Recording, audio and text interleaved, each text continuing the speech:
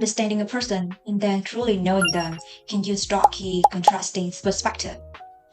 The same logics apply to our intellectual pursuits, dissecting a subject and then into its fundamental element, often unearthed counterintuitive substrate. This fundamental tension between a reader and its underlying segment is precisely what defines Simpson paradox. Far from being a mere academic abstraction, it serves a profound metaphor for how we interpret the world, a polished overview often masks a far more complex, contradictory reality. We'll be exploring this phenomenon indeed today. Hi everyone, I'm Cleona and I'm back.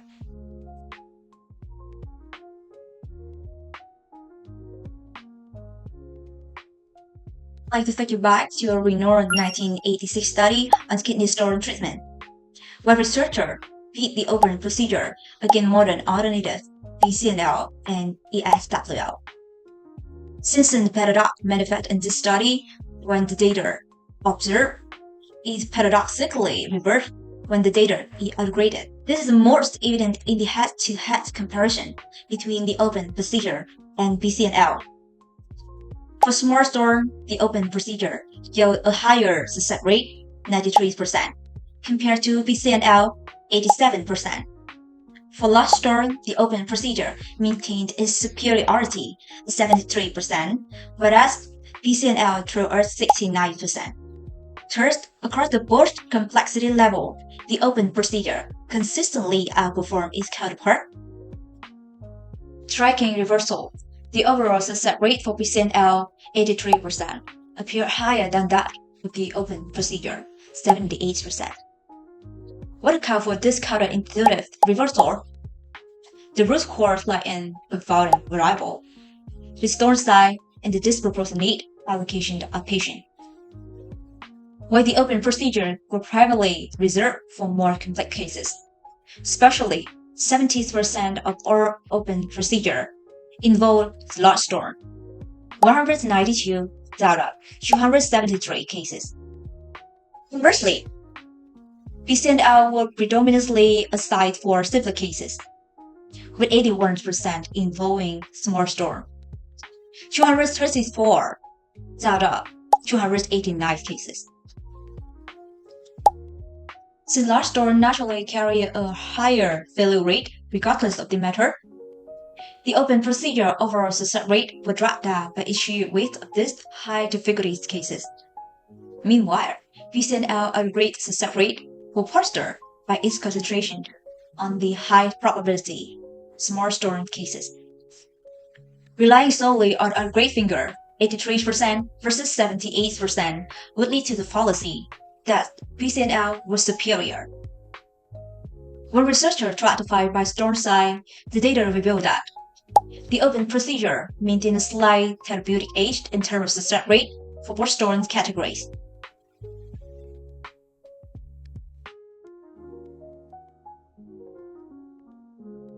One of the more renowned instances of this phenomenon occurred at UC Berkeley in the 70s.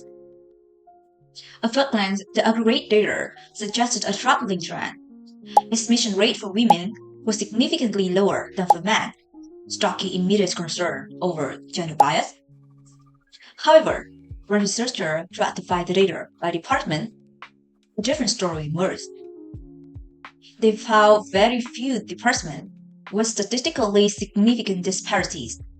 In fact, among the 85 departments analyzed, though showing a slight tilt toward women, actually outperformed the favoring men, 6 versus 4.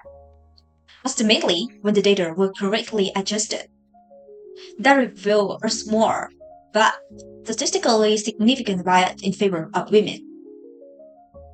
What is the true lie?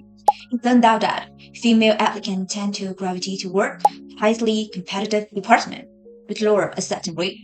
Conversely, male applicants were more concentrated in departments with broader admission policies. The upgrade finger had inadvertently flattened the varying degree difficulties across discipline, so providing a skewed perception of reality.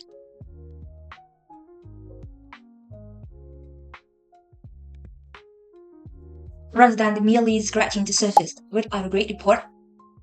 I prefer to pose provoking questions. That allows me to delve into the granular nuance of data. I like to call it the onion peeling method, a more relatable term for the drill down technique. It ensures that I don't overlook the quiet specific that are so easily neglected by every finger. Instead of fixating on the single metric, I view data as Rubik's cubes. One more rotate everything we see the entire picture. This approach is essential about intersecting different dimensions to uncover the story hidden beneath the surface. Let's walk through the three layers of peeling together.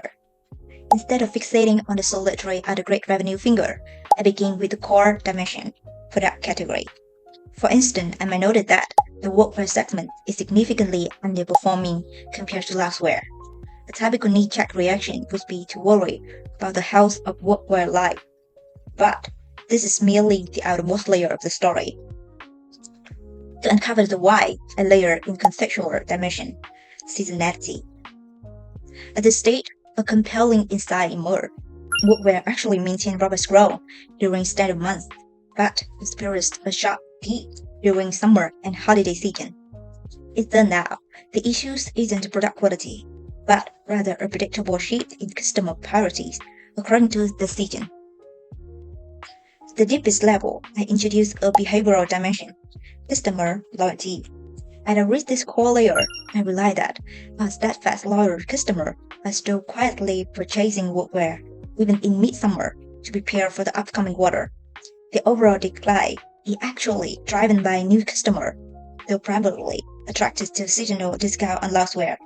Rather than impulsively pivoting our product strategy, I found a more nuanced and empathetic solution, creating a dedicated appreciation program for our loyal segment during the off-season. It's about honoring their long-term advocacy instead of simply chasing short-term metrics. We learn to weave different dimensions. We transform data from reduced spreadsheet into profile story. This granular perspective enables us to be more equivalent towards the silent contribution within our team to uncover insight that can lead to generously empathetic outcome.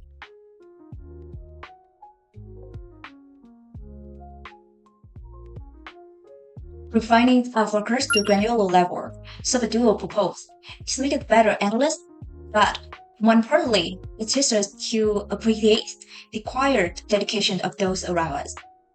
It's been a pleasure having you alongside me in this digital stroll through data. If you face a cutter in third moment, or just want to share a piece of joy, please do leave a comment. I hope that you can keep embracing a nuanced and optimistic outlook. Goodbye for now. Wish you best.